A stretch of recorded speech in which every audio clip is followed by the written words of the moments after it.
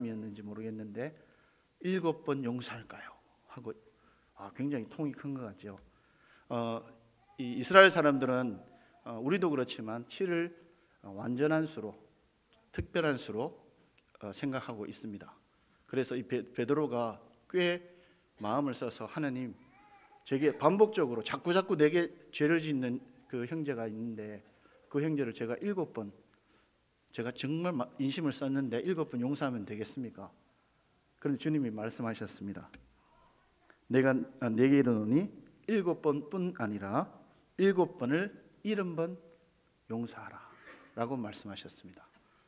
이제 우리 학생들은 잘 아시겠지만 7번에 70번은 몇 번인가요? 490번입니다.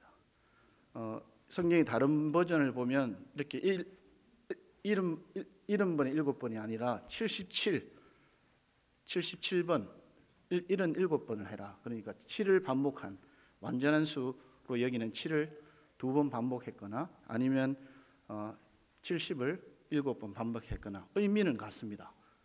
베드로가 나름 사람으로서는 크게 통 크게 7번 용서할까요? 물었지만 주님은 70번에 7번, 이 말씀은 완전하게 완벽하게 끝까지 용서해라 이런 뜻입니다. 이렇게 말씀하신 분이 그렇게 하실까 안 하실까요? 그렇게 말씀하신 주님은 그렇게 용서하시는 겁니다. 그 용서하는 마음을 이제 제자들에게 좀 더 쉽게 설명하시기 위하여 이제 23절부터 그 용서에 대한 이야기를 비유로 설명하고 계십니다. 이 사실을 쭉 읽으면서 저에게 참 많은 교훈이 되었고, 여기에 나오는 특별히 이 악한 종이 저였구나 하는 사실을 깨닫게 되었습니다. 그래서 제가 잘 이렇게 할 수 있는 대로 설명을 드리면 제가 저라고 생각했던 부분에 있어서도 우리 성도님들도, 그리고 여기에 하나님을 알기 위해 찾아오신 여러분들도 이게 나인가 하고 생각하면서 들어주시면 유익하리라 생각되어집니다. 먼저 여기에 줄거리가 오늘 길었는데 조금 더 이해하기 쉽게 설명을 드리면, 임금이 여러 종들하고 이제 계산을 해야 되는, 셈을 해야 되는 날이 있었고, 그 종들에게 많은 돈을 빌려준 임금이 있었습니다. 그 임금이 이제 결산하는 날, 그 셈을 치르는 날에 종들을 부를 때에 10,000달란트 빚진 사람을, 종을 불렀습니다. 우리 여기 오늘 나오는 본문에 10,000달란트와 100데나리온이라고 하는 화폐 단위가 나오는데, 이것을 지금 쉽게 우리의 실정으로 잠시 설명을 드리자면, 달란트는 무게로도 가치가 있고 화폐로도 쓰이는 단위인데, 오늘 여기는 지금 화폐 단위로 쓰인 것 같죠. 그래서 여기에 10,000달란트 할 때 한 달란트가 얼마인지를 알면 10,000달란트가 얼마인지 알겠죠. 그래서 이 10,000달란트라고 할 때 이 한 달란트는 거기에 나온 오늘 100데나리온이라고 하는 그 데나리온하고 비교해 보면 쉽습니다. 한 달란트는 100데나리온이라고 하는 이 데나리온의 6,000배입니다. 그러니까 한 데나리온은 오늘 일꾼이 하루 일해서 받을 수 있는 일당 품삯이 그 당시에 1데나리온이었습니다. 요즘 우리가 하루 일당을 얼마 받나요? 지금 7,530원 시간당 최저임금이어서 하루 일당으로 치면 약 64,20원인가, 약 6만 원이 조금 넘습니다. 하루 일당이. 이제 이러면 계산이 복잡하니까 보통 하루 일당 가면 10만 원 받는다고 생각하는 겁니다. 이제 최저임금보다 좀 높고 우리가 다 받는 급여들이 다 틀리실 테니까 평균적으로 쉽게 생각해서 하루 일당을 10만 원 잡습니다. 그게 이제 한 데나리온이에요. 그것에 6,000일 동안 일한 품삯이 한 달란트입니다. 그러면 우리가 6,000일이면 얼마 동안 일한 기간일까요? 우리가 1년 동안 일할 수 있는 날을 300일로 잡고 공휴일 빼고 일할 수 있는 날을 300일을 잡으면 6,000일은 20년을 의미합니다. 한 달란트가 한 데나리온에 6,001을 모아야 받을 수 있는 것. 그러니까 한 노동자가 20년 동안 번 돈을 한 번도 쓰지 않고 번 돈을 먹고 입고 월세 같은 거 내지 않고 20년 동안 줄곧 모은 돈이 한 달란트입니다. 그러면 우리가 10만 원씩 벌어서 300일 1년 연봉으로 치면 3천만 원이죠. 그 3천만 원을 20년 동안 줄곧 저금했다. 그러면 얼마인가요? 6억 정도 됩니다. 6억 정도 되죠. 3천만 원을 한 번도 안 쓰고 20년을 모으면 6억 정도 됩니다. 그런데 여기는 한 달란트를 빌려줬습니까? 만 달란트를 빌려줬습니까? 만 달란트. 기간으로 따지면 한 달란트가 20년인데 만 달란트니까 20만 년을 일한 품삯이 만 달란트랍니다. 한 달란트가 6억인데 만 달란트는 그럼 얼마입니까? 6억에 만을 곱하면 우리가 경험해보지 못했던 엄청난 돈이죠. 약 6조입니다. 하도 억소리 나는 세상에 살다 보니까 저는 우습죠. 6조를 빌려줬다는 뜻입니다. 6조를 이 한종에게 빌려줬는데 갚을 수 있는 돈일까 아닐까요? 물론 능력에 따라서 갚을 수 있겠죠. 만 달란트 빚진 사람과 그리고 100데나리온 빚진 사람이 나오는데 이 100데나리온은 그러면 얼마입니까? 한 데나리온이 우리가 이제 편하게 계산하기로 10만 원을 하기로 했으니까 100데나리온은 1,000만 원입니다. 자, 만 달란트 빚진 이 사람이 임금님에게 6조를 빌린 거예요. 그것을 갚을 수 없으니까 종이 불렀습니다. 이제 이 돈을 이제 갚을 때가 되었네 하니까 갚을 돈이 없이 나아갔어요. 그러자 이 왕이 내 몸과 네 아내와 네 자녀와 네 모든 것을 팔아서 갚아라 라고 명령했습니다. 그래도 갚을 수 있는 돈일까요? 20만 년을 열심히 쓰지 않고 모은 돈이 이 만 달란트인데 아내도 자식도 자기 모든 소유를 다 팔아도 갚을 수 있을까요? 도저히 갚을 수 없는 돈이었습니다. 이 임금이 그 돈을 그 사람이 아내도 팔아야 되고 자식도 팔아야 되고 자기 몸과 모든 소유를 팔아야 될 그 상황을 불쌍히 여기는 임금이 그래 내가 내게 빌려준 모든 돈을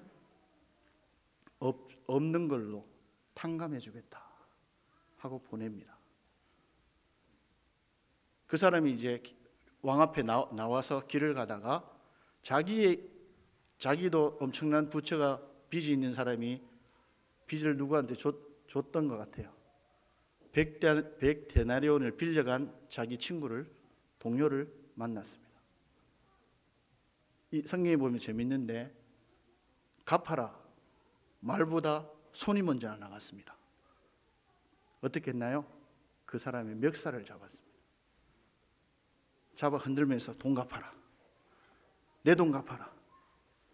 방금 6조의 돈을 탕감받고 온 이 사람이 1,000만 원 빚진 자기 동료의 멱살을 잡고 6조의 돈을 빌려준 임금조차 자기에게 말로 했는데 자기는 100데나리온 빚진 자기 친구에게 말보다 손이 먼저 나가서 멱살을 잡고 지금 흔들면서 내 돈 갚아라. 6조를 빌린 이 종이 임금에게 참아 주십시오. 제가 갚겠습니다. 이 말을 100데나리온 빌려간 그 동료가 자기에게 똑같이 참아 주십시오. 제가 갚겠습니다.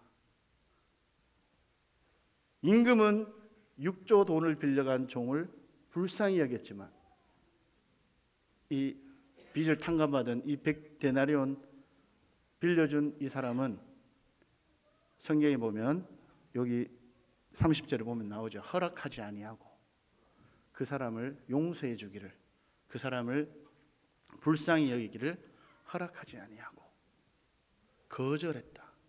그 사람에게 용서와 사랑과 비탕감해 주는 것을 거절하고 그 사람을 옥에 가둡니다. 네 이 빚 갚을 때까지 옥에 갇혀 있어야 된다. 네가 여기서 나가려면 돈 100데나리온 가져와야 돼. 그것을 본 주변의 사람, 친구들이, 동료들이 이 상황에 옥에 갇힌 그 종을 불쌍히 여깁니다.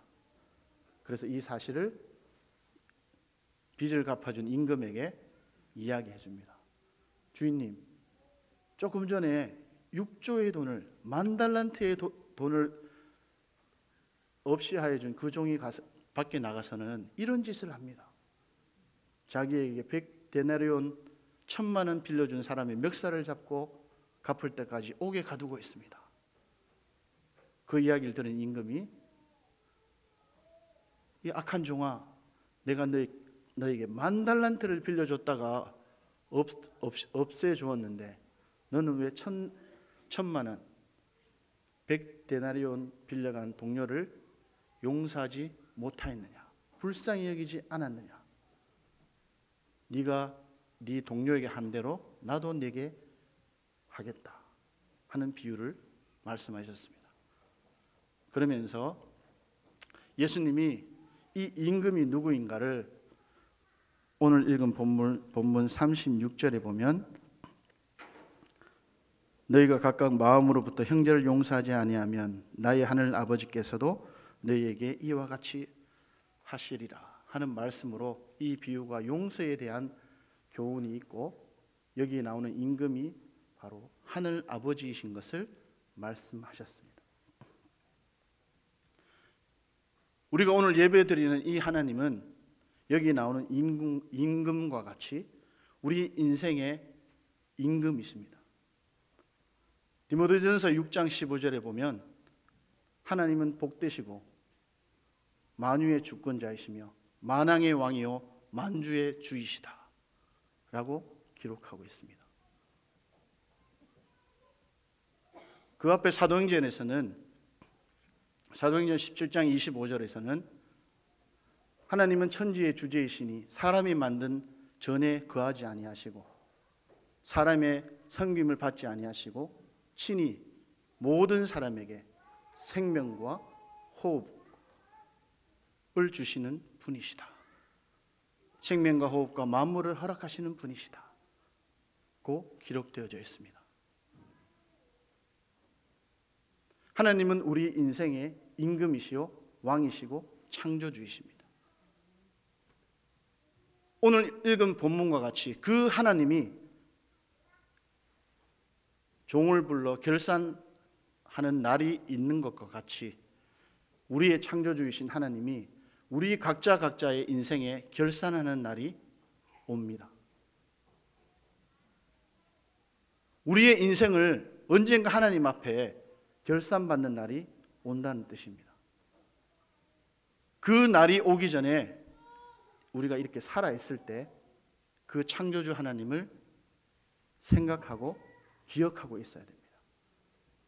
이것을 성경의 전도서에서 그 하나님을 기억하도록 기록한 말씀이 있는데요. 같이 읽으면 좋겠습니다. 전도서 12장입니다. 성경의 가운데가 시편인데 거기서 조금만 옆으로 가시면 잠언 나오고 잠언 뒤에 전도서 12장 1절부터 7절까지 읽을 건데요. 우리 성도님들이 대부분 다 개역 개정판을 갖고 계시죠. 그런데 이 말씀을 제가 읽어보니까 이 말씀을 이해하는 데는 표준 세번역이 조금 더 유익합니다. 그래서 표준 세번역의 12장 1절을 제가 읽어 드릴게요. 혹시 이 자막이 뜨나요? 예, 뜨네요. 12장 1절 자막에 지금 뜨니까 잘 보시면 내가 가진 개역개정판보다 표준세 번역의 12장 1절부터 7절까지가 훨씬 의미를 잘 전달하고 있기 때문에 읽을 때 따라 눈으로 읽으시면 되겠습니다. 전도서 12장 1절. 젊을 때에 너는 너의 창조주를 기억하여라. 고생스러운 날들이 오고 사는 것이 즐겁지 않다고 할 나이가 되기 전에, 해와 빛과 달과 별들이 어두워지기 전에, 먹구름이 곧 비를 몰고 오기 전에 그렇게 하여라.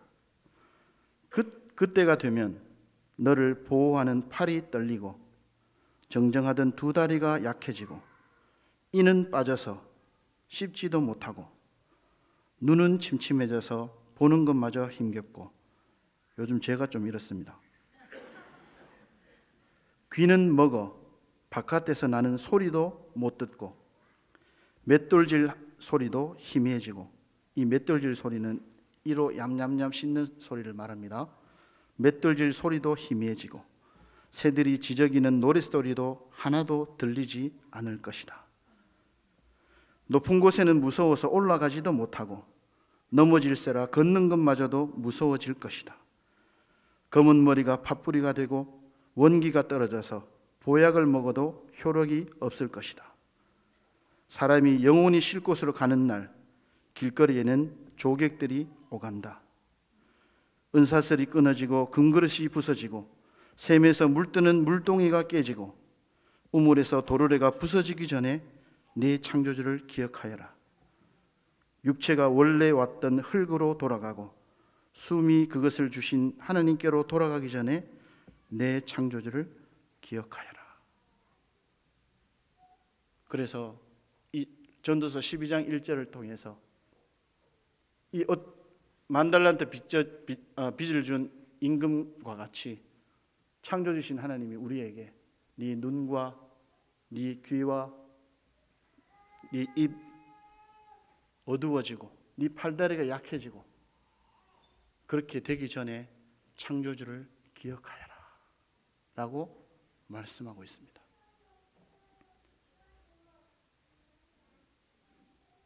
저도 지금 이제 인생의 중반을 살고 보니까 지나간 세월이 정말 빨리 지나가고요. 저도 제 인생에 허리가 아프고 눈이 침침해질 줄 몰랐습니다. 근데 어느새 허리가 아파오고 가까운 글자는 희미해지고 예전보다 듣는 소리가 둔해져 갑니다. 창조주신 하나님이 우리에게 경고하십니다. 그렇게 되기 전에 창조주를 기억하여라. 오늘 이거 창조주를 기억하시기 위하여 오늘 예배 오신 분들 정말 환영합니다. 그 창조를 기억하는 그 단계를 넘어서서 그 창조주를 예배하고 그분을 사랑하고 그분을 믿는 것이 매우 중요합니다. 이 창조주이신 이 임금, 이 창조주신 하나님이 우리 인생에게 만달란트를 빚준 것과 같이 우리 인생은 그런 삶을 살고 있습니다. 오늘 우리 성찬 예배 시간에 어느 형님이 정말 귀한 기도를 했죠. 수많은 기적보다 오늘 내가 하나님을 믿고 이곳에 호흡을 가지고 예배드릴 수 있는 이 하루가 기적이다. 그렇습니다. 하나님이 우리에게 주신, 창조주로서 우리에게 거저 주신 것들을 생각해 보면 정말 오늘 하루가 기적입니다. 잠깐만 생각해 보면 그렇습니다. 자, 우리가 오늘 아침에 일어날 때 아침이 된 줄 알았던 것은 태양이 떴기 때문입니다. 그 해가 만약 없다면 우리는 어떻게 될까요? 뭐 하루쯤 없어도 되겠지 할 수 있겠지만 태양이 없는 걸 상상해 보셨습니까? 우리 집에 전기가 나갔다고 생각해 보면 불편하잖아요. 우리 집에 전기를 쓰기 위해서도 전기세를 내는데 낮을 환하게 밝히는 해를 위하여 우리는 얼마를 내야 됩니까? 오늘 새벽에 비가 왔습니다. 그동안 가물던 이 대지를 적실 만한 비가 왔는데 제가 자료를 조사해 보니까 국립기상과학원에서 4.5mm 그러니까 우리가 아이들 열날 때 먹이는 해열제 아주 적은 양이 4.5mm입니다. 그 양의 비가 오기 위하여 왔을 때 그걸 얼마나 경제적인 가치가 있는가를 국립기상과학원에서 측정해서 했는데, 비가 오면 우리는 단순히 비가 오네, 땅을 적시네 이렇게 생각하는데, 비가 오면 여러 가지 좋은 점이 있지만 세 가지가 있답니다. 첫 번째는 댐에 물이 많아지니까 우리가 쓸 수 있는 수돗물이 많아져요. 그 용수라고 하죠. 용수가 많아지는 것. 두 번째는 비 오는 날 미세먼지가 많을까요? 비 안 오는 날이 미세먼지가 많을까요? 경험을 아시죠? 그러니까 맑은 날은 미세먼지가 많은데 비가 오면 미세먼지를 다 없애줍니다. 요즘은 이 미세먼지를 없애주는 것이 엄청난 경제적인 가치가 있다. 그래서 물을 확보할 수 있는 용수, 대기먼지 제거, 그 다음에 세 번째가 산불 예방. 이 경우를 다 경제적인 가치로 따졌을 때에 4.5mm의 아주 적은 양의 비가 1875억 원의 가치가 있더라 하는 것입니다. 오늘 새벽에 아주 적은 양의 비가 왔습니다. 제가 그 자료를 찾은 뒤라 오늘 새벽에 오는 그 비가 너무너무 귀하게, 우리가 물을 사 먹을 때도 돈을 내잖아요. 하늘에서 내리는 그 비, 이 대지를 적시고 미세먼지를 날려주고 산불을 예방시켜주고 하는 이 비를 우리가 돈을 내려면 얼마를 내야 될까요? 우리가 살아가는 데 필요한 태양, 물, 또 뭐가 필요하죠? 공기가 필요합니다. 우리가 마시고 있는 이 산소, 공기를 돈으로 산다고 생각해 보십시오. 얼마를 내야 됩니까? 제가 인터넷에 찾아보니까 우리 이게 모기약 뿌리는 그 모기약만큼 만한 게 5,000원에 요즘 그 산소통을 팔아요. 휴대용으로. 그게 5,000원 정도 하더라고요. 거기에 약 한 900ml 정도 안 되게 들었습니다. 그거 호흡 몇 번 할 수 있을지 모르겠는데 아주 적은 양입니다. 우리가 병원에 가면 산소 마스크를 하고 있는데 그 산소 탱크가 하나가 약 한 20만 원 정도 합니다. 그걸로 우리가 며칠을 쓸 수 있을까요? 근데 하나님은 우리에게 숨 쉴 수 있는 이 공기를 무한대로 제공하고 계신데 이것에 대해서 우리가 얼마를 내야 됩니까? 병원에서 우리가 산소 마스크를 쓰면 병원에 우리 산소 마스크 쓴 비용을 내야 되잖아요. 우리는 여기서 자유롭게 숨 쉬고 있는 이 산소에 대해서 우리는 얼마를 내야 될까요? 우리 하나님이 지금 우리에게 생존에 필요한 이 모든 것들을 우리에게 거저주고 계십니다. 사실은 창조주 하나님에게 빚지고 있는 겁니다. 생존에 필요한 해와 물과 공기를 우리에게 거저 주고 계신다는 것. 그건 환경적인 면이고, 우리 자신을 한번 돌이켜보면 그 창조주님이 나에게 또 어떤 분이신가요? 여러분이 이가 하나 빠지면 이를 하나 다시 그 자리에 갖다 심을 때 얼마 들까요? 이 몽땅 빠졌을 때 이를 다 해놓으면 얼마 들겠습니까? 수천만 원이 들지 않을까요? 하나님이 여러분이 태어날 때 그 일을 공짜로 다 심어 놓으셨어요. 여러분의 눈 한쪽이 없다고 그 한쪽 눈을 다시 만들어서 넣는다 생각해 보면 이 한쪽 눈 하나가 얼마이겠습니까? 팔이 하나 없어서 이 팔 하나가 제 기능을 하도록 팔을 다시 그 자리에 만들어서 끼우려면 얼마나 할까요?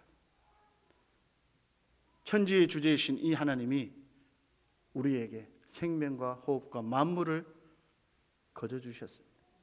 우리는 그것을 지금 빚진지도 모르고 창조주 하나님께 거저 쓰는, 빚내어 쓰는지도 모르고 우리는 그 하나님을 영화롭게도 감사치도 않았습니다. 잠깐만 말씀을 보겠습니다. 우리 본문 마태복음 뒤에 로마서 1장입니다.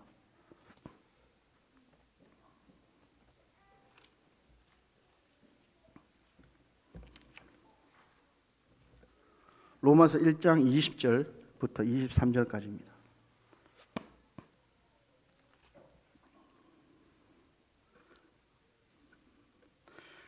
창세로부터, 그러니까 세상이 만들어진 때로부터 그의 보이지 아니하는 것들, 곧 그의 영원하신 능력과 신성이 그가 만드신 만물에 분명히 보여 알려졌나니 그러므로 그들이 핑계하지 못할지니라.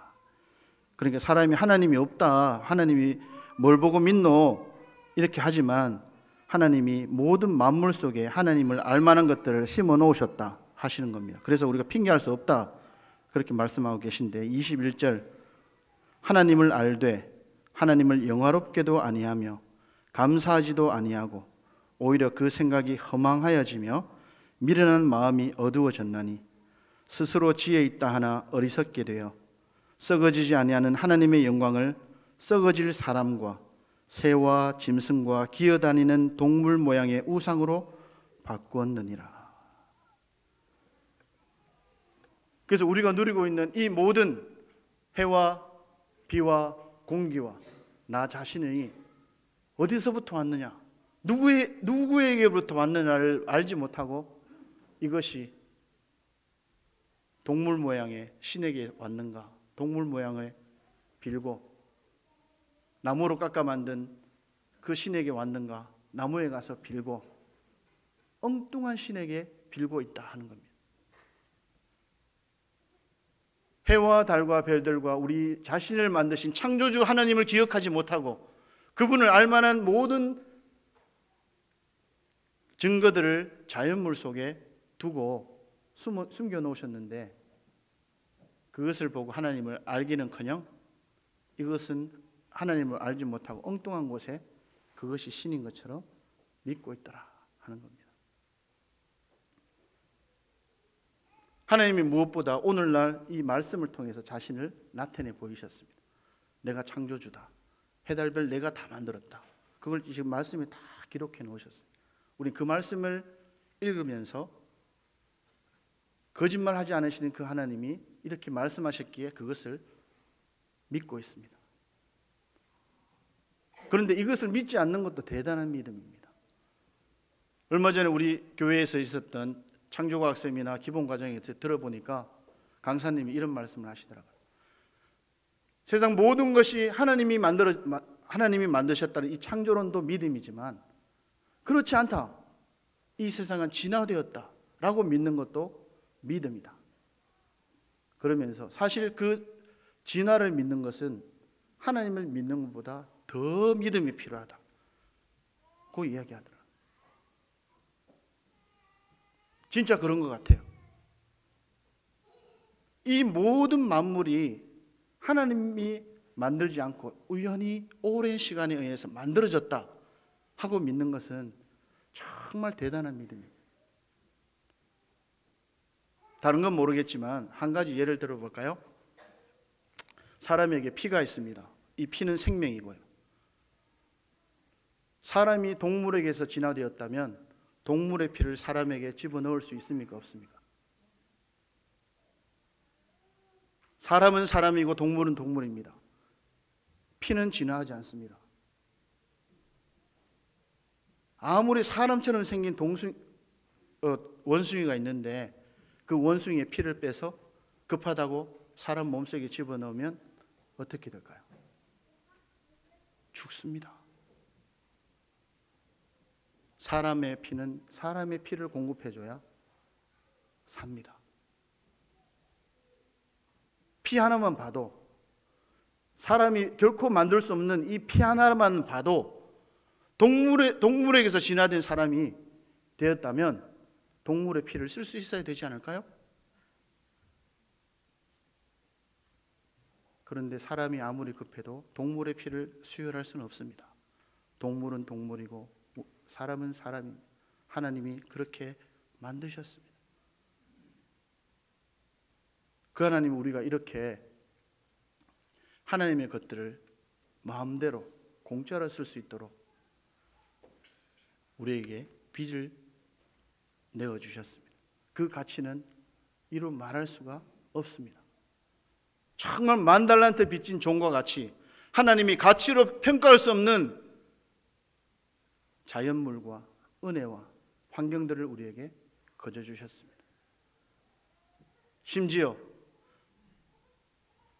이 세상이 하나님으로부터 만들어져서 창조되었다는 걸 믿지 않고 우상을 섬기고 내 마음대로 창조되신 하나님을 믿거나 섬기거나 그렇게 살지 않고 내가 내 마음의 주인되어 살아가는 우리를 위하여 하나님이 자신의 외아들 예수 그리스도를 이 땅에 내어 보내셨습니다.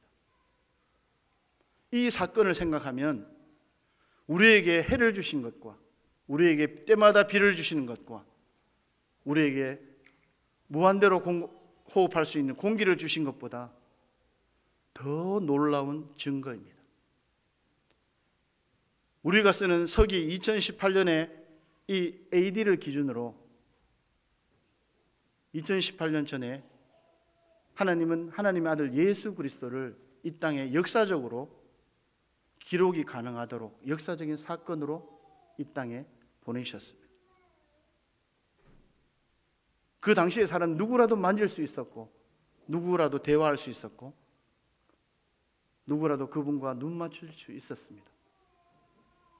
그 사람들이 성경에 자기들이 본 증거들을 기록해 놓았습니다. 그 사실을 우리가 읽으면서 그때의 증거들을 읽고 마음으로 믿는 것입니다. 저는 도무지 안 믿기는데요 하는 분들이 계십니다. 안 믿기니까 믿어야 되잖아요. 보이고 뻔히 아는데 왜 믿습니까? 너희가 소망으로 구원을 얻었음에 보이는 것이 소망이 아니니 보이는 것을 누가 바라리요? 안 믿기니까 믿어야 됩니다. 사실 믿음은 우리가 알지 못하는 사이에 우리는 믿음으로 살고 있습니다. 여러분이 버스를 타죠? 그 버스 운전사가 나를 안전하게 나의 목적지까지 데려다 줄 믿음을 갖고 타십니까? 안 갖고 타십니까? 운전 중에 믿고 타잖아요. 비행기를 탈 때 내가 저 목적지까지 이 파일럿이 안전하게 나를 데려다 줄 거야 하는 믿음을 갖고 탑니다. 그걸 일일이 꼼꼼하게 확인하고 알고 믿는 것이 아니잖아요. 우리가 의사에게 가서 진료를 받습니다. 여러분이 진료받는 그 의사하고 몇 년을 사귀셨어요?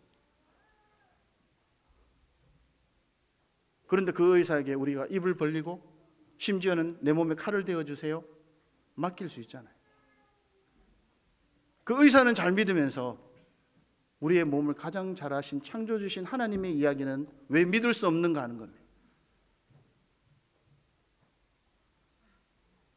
안 믿어져도 믿을 수 있는 분이십니다. 그분이 이 말씀을 통해서 해놓으신 사실들이 너무나 명확하기 때문에 우리가 말씀이 정말 그런가?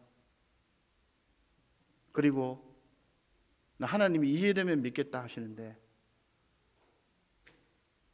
하나님이 내 머리로 이해될 수 있는 분입니까?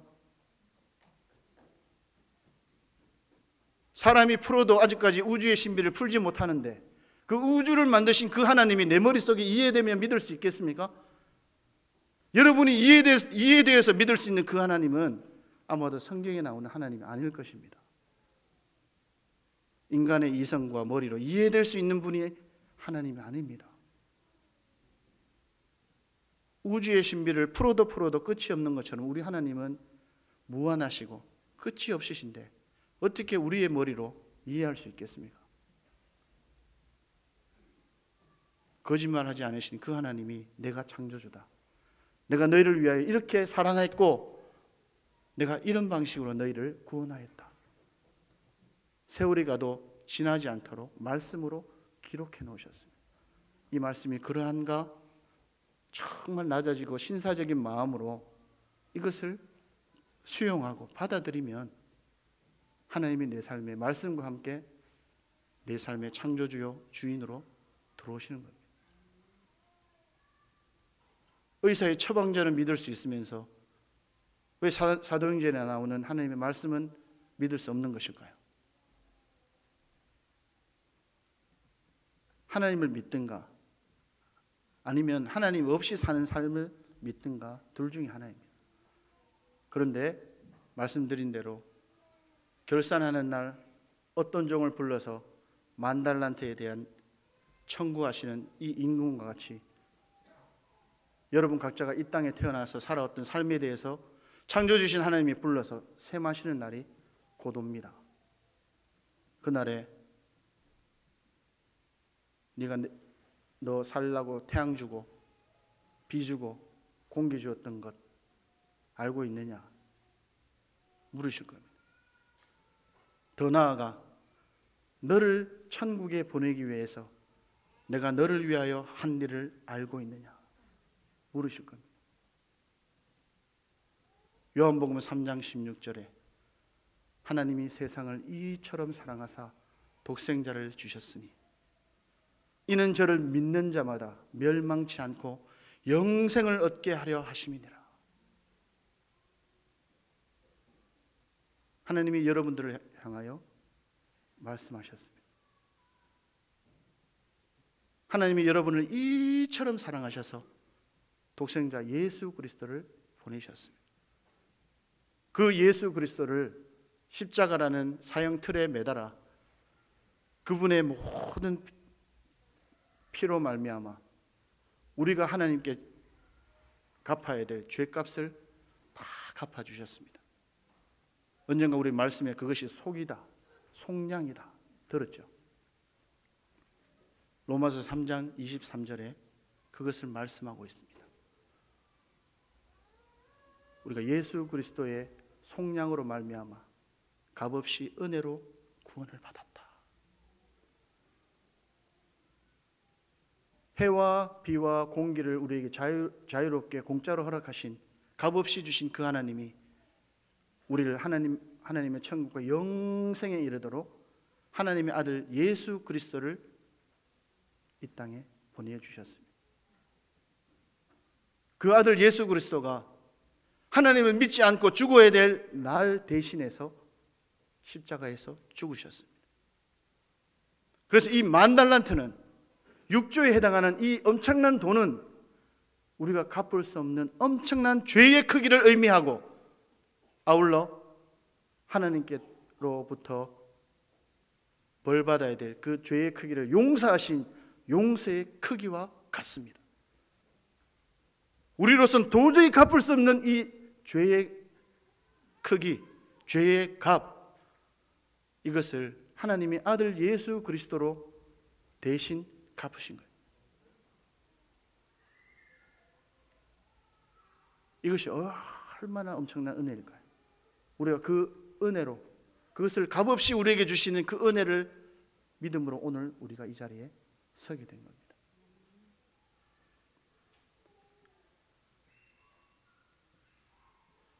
(6조) 정도 10,000달란트 빚졌으면 못 갚겠다.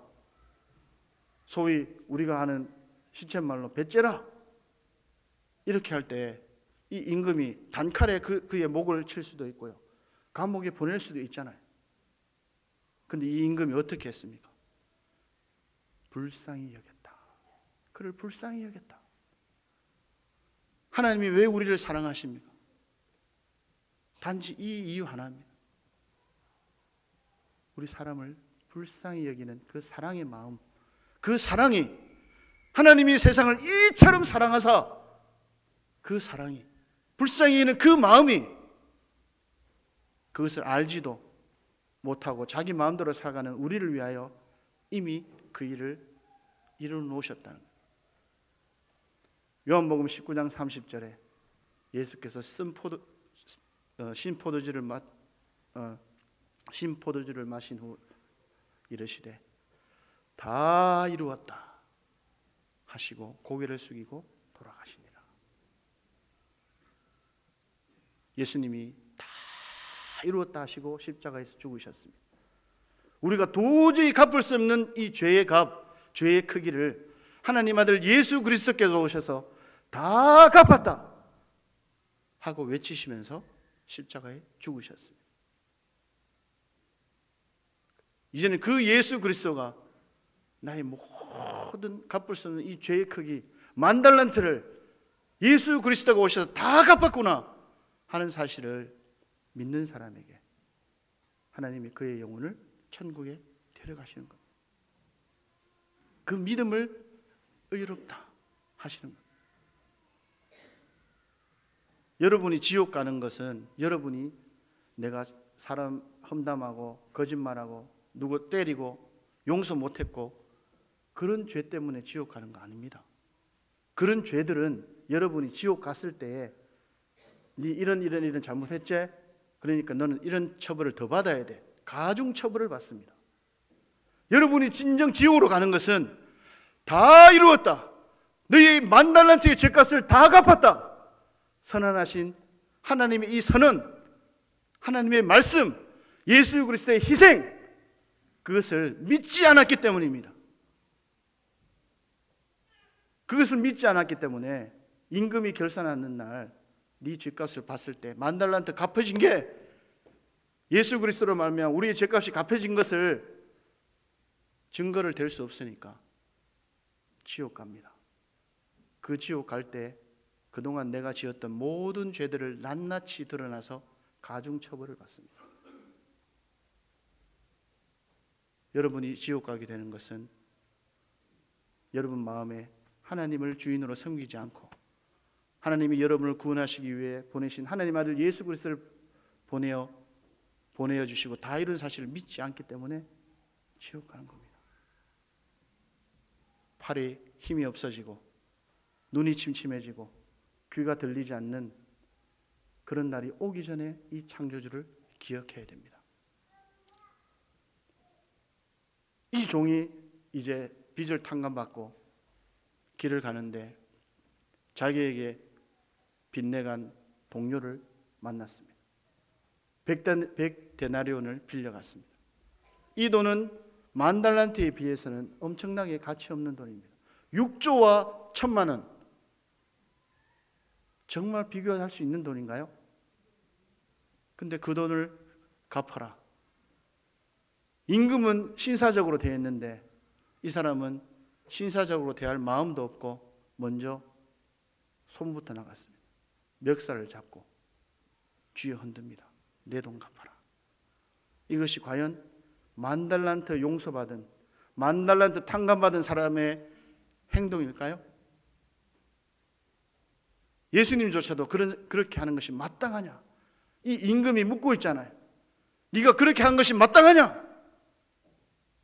네가 10,000달란트 탕감받았으면 100데나리온 탕감해주고 용서해주는 것이 마땅하지 아니하냐 물으시는 거예요.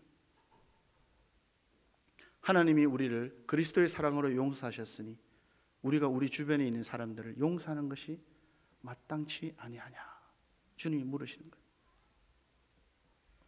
성경 한 군데를 보실 텐데요. 요한 1서입니다. 요한 1서 3장입니다.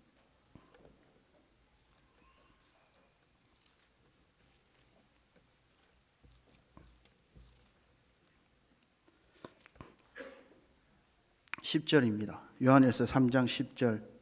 여기 보면 내가 하나님의 자녀가 되고 하나님을 믿는 사람으로 증거가 나타나는데 그 증거가 뭔지를 살펴보겠습니다. 요한일서 3장 10절 같이 한번 읽어보겠습니다. 이러므로 하나님의 자녀들과 마귀의 자녀들이 드러나나니 무릇 의를 행하지 아니하는 자나 또는 그 형제를 사랑하지 아니하는 자는 하나님께 속하지 아니하니라. 하나님의 자녀인지 마귀의 자녀인지 구별할 수 있다. 그게 뭐냐? 의를 행하는가, 형제를 사랑하는가. 이 기준이 하나님의 자녀인가 마귀의 자녀인가를 구별해 준다는 거예요.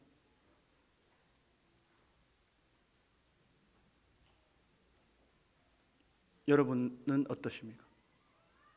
여러분은 여러분의 삶에 의를 행하고 계십니까? 누가 내게 잘못하면 그 사람을 용서하고 계십니까? 그것이 여러분이 하나님의 자녀인가 마귀의 자녀인가를 구별할 수 있게 해줍니다. 그걸로 천국 간다는 것을 말하는 게 아닙니다. 여러분이 누구에게 속했는지를 여러분의 삶이 드러낸다는 겁니다. 100데나리온 탕감받은 사람, 용서하지 못된 사람이 어떻게 10,000달란트 탕감받게 해달라고 할 수 있겠습니까?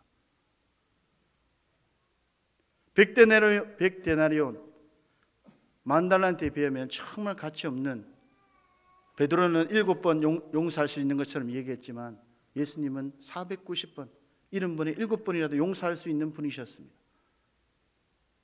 그분이 우리에게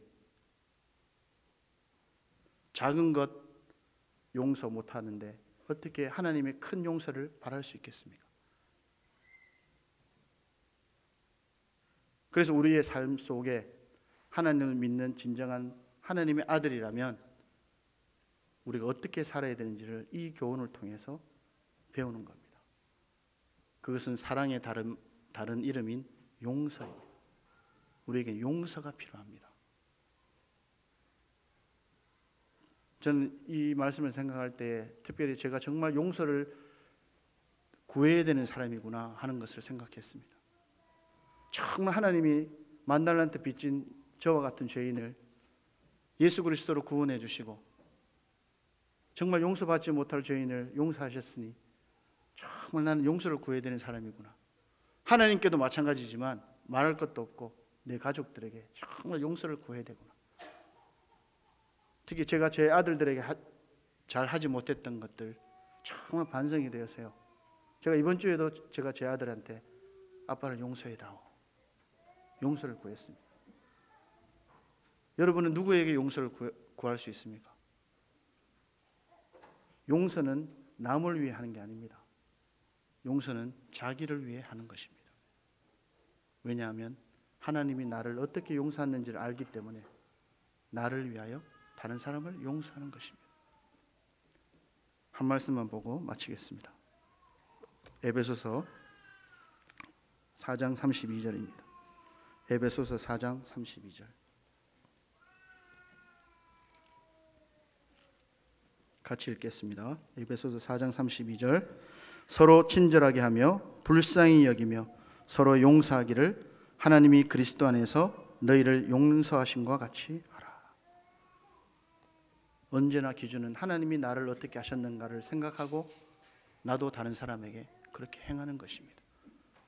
서로 친절하게 불쌍히 여기고 사랑하는 마음으로 우리 성서행복한교회 성도님들 모두가 다 하나님의 자녀로서 그런 삶을 사실 수 있게 되기를 소망합니다. 기도하겠습니다.